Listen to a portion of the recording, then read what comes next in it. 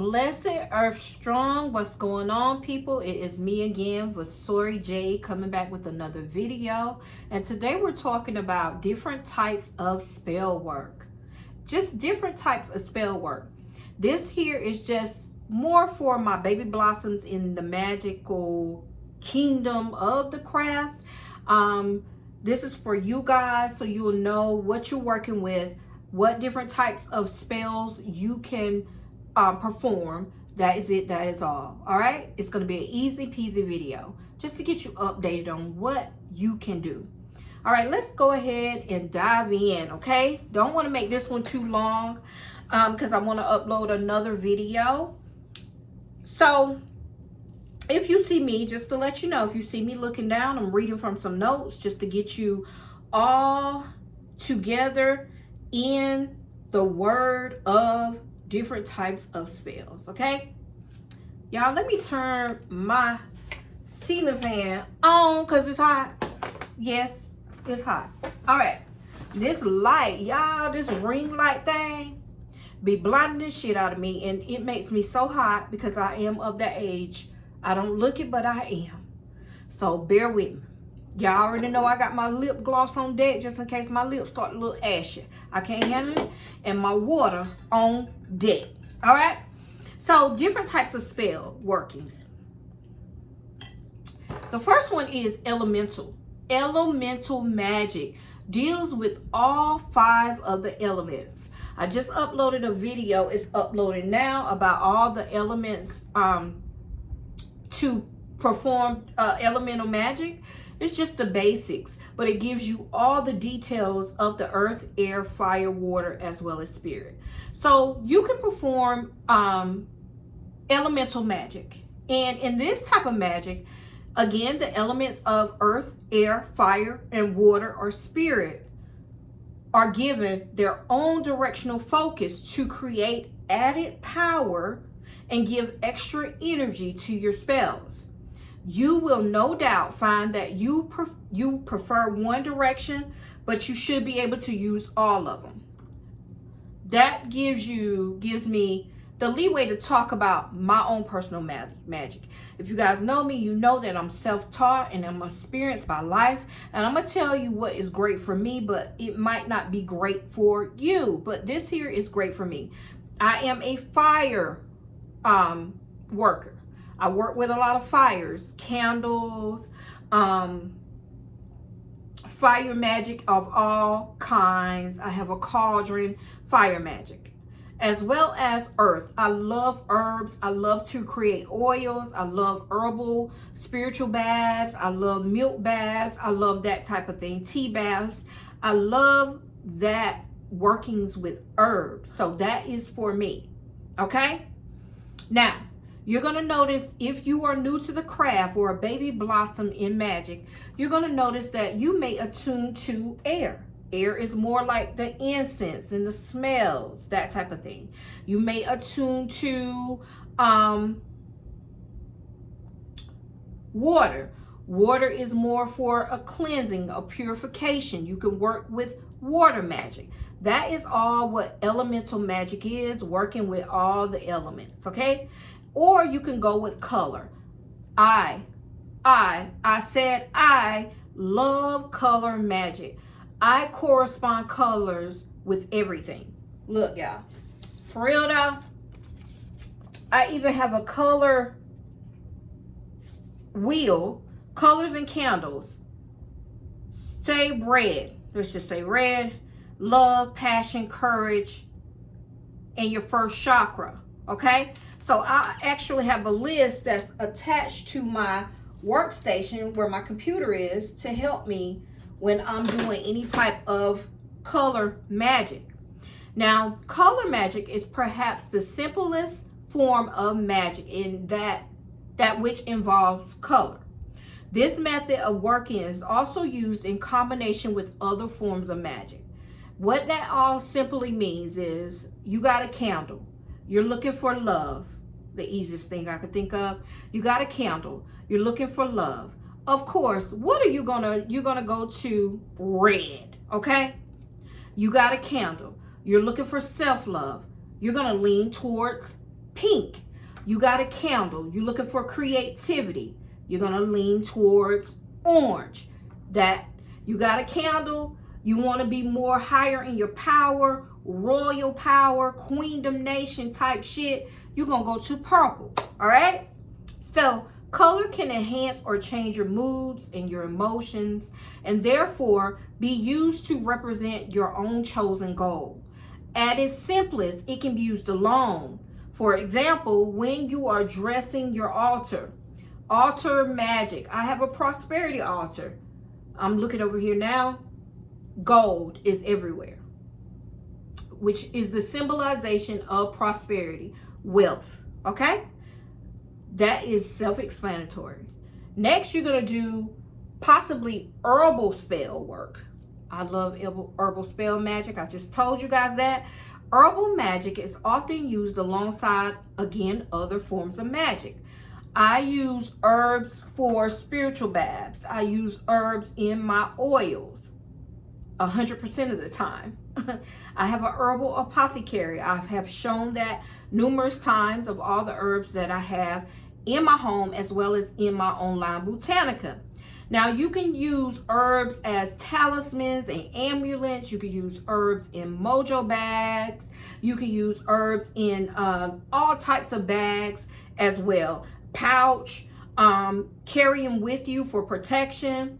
The oils from herbs can also be used in candle magic. I always correspond my exclusive oils. If I'm doing a ritual for you, you pay me for work, and I'm doing a 7-day candle, a novena candle, which is 7 days where I'm working it for you. Also, I love spell jars too. I mean, herbs and honey jars and sour jars, all to do with herbs. But if you think about the candle, if I'm putting a work together for you, most definitely I'm going to use the oils that I commission from my own hands to power up that candle for your desired intent. Okay? There are many different types of herbs available, thousands and thousands of herbs. Okay? I have several herbal books that I actually grab if I'm creating something new, creating a new oil. I research first, write down. I write it in my grimoire, wherever that is. I don't know. It's somewhere in here. And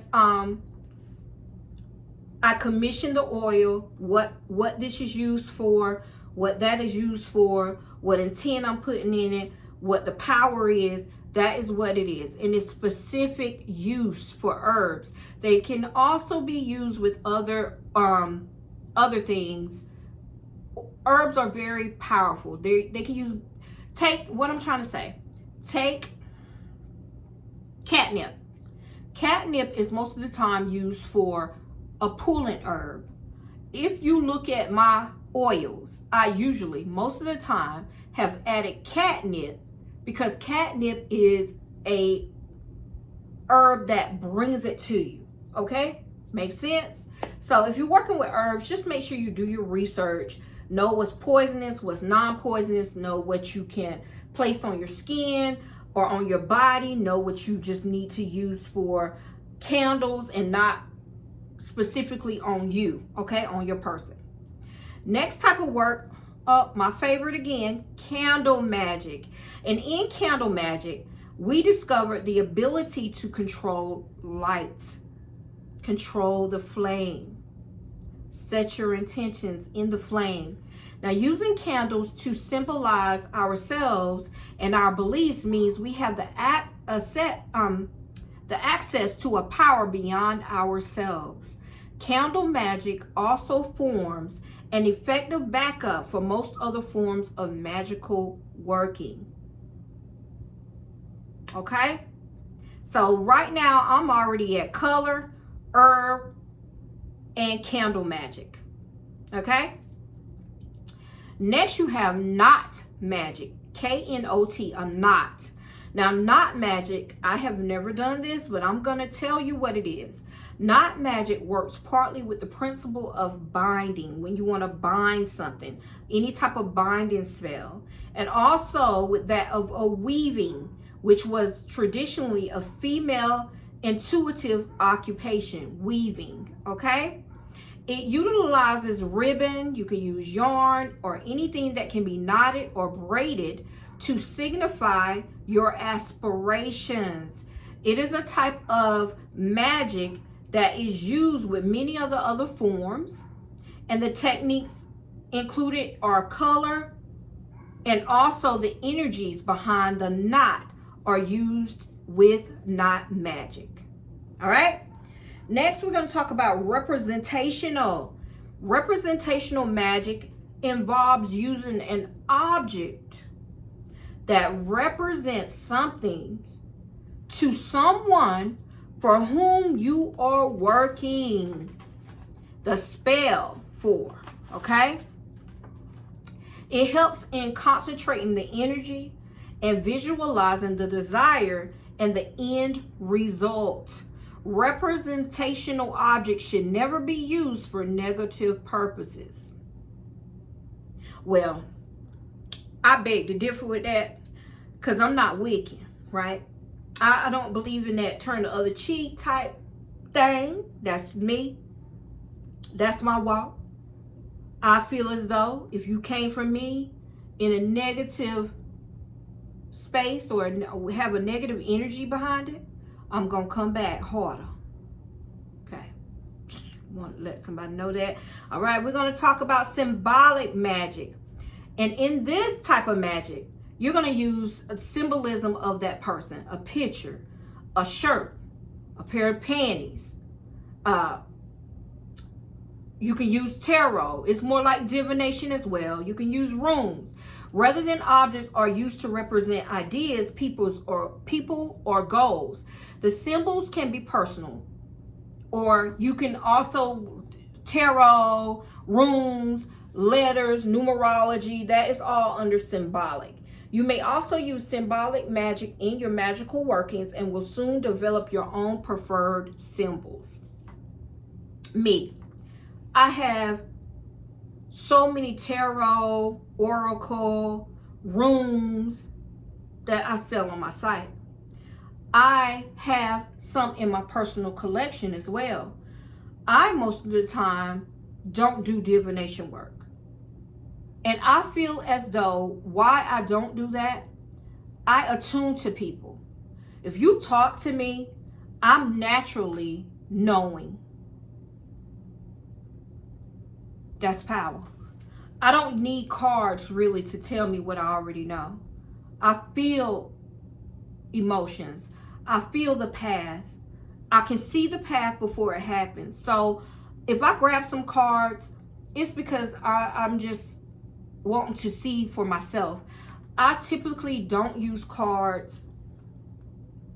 I had a comment. I typically don't use cards in my work. I'm more of a candle magic person. But I know a lot of workers or witches or priestesses or priests, whatever you want to call yourself, that use cards, runes, dice, playing cards, oracle for their work. I do pull cards, yes, but that is more not on my line of work. Okay? All right. Next, we're talking about talismans, amulets, and charms used as a spell working. Okay?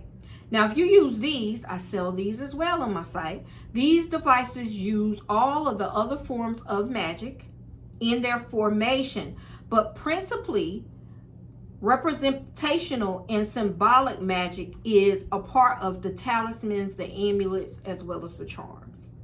They are charged. Charged only means given power magically. I usually charge those type of items on my altar. You can charge them with prayer. You can charge them with an incantation. You can charge them with a psalm. Whatever feels right to you. And they are usually worn around the neck as jewelry or carried in a pouch and incorporates herbs and other objects in that pouch. You see,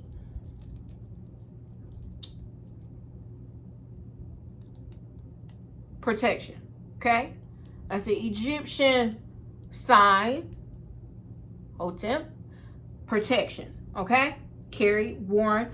I have jade. Jade is used to bring in love for me. It's used many different ways, but to keep, I'm just a symbol of love, right?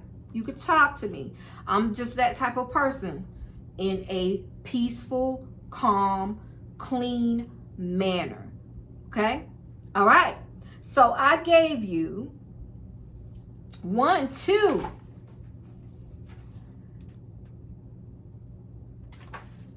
3, 4, 5, 6, 7, 8 different types of ways to conduct a spell or a working.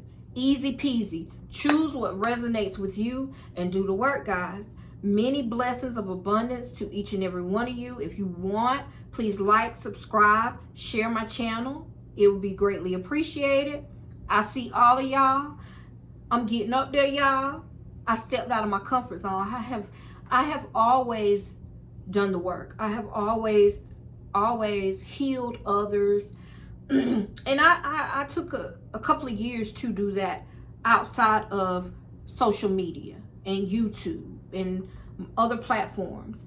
Now that I have a online business and I'm focused on my business and focused on my workings, and I have got a lot of years up under my belt, I said I'm gonna come through on the platforms and let them see who and the power behind Vasori. All right, guys, if you need anything, please feel free to comment to this post. If you have any questions, if you have any praises, comment. I love them. I read them all. Please come through in a common manner. Be respectful in my space, because I respect all of you out there in the social media world. If you need anything from my online Botanica, visionsbyvasori.com, I offer all things magic. All right? I'll talk to you guys later. Enjoy this video, save this video, and come back and join me later for another informational video on the craft. Bye, y'all.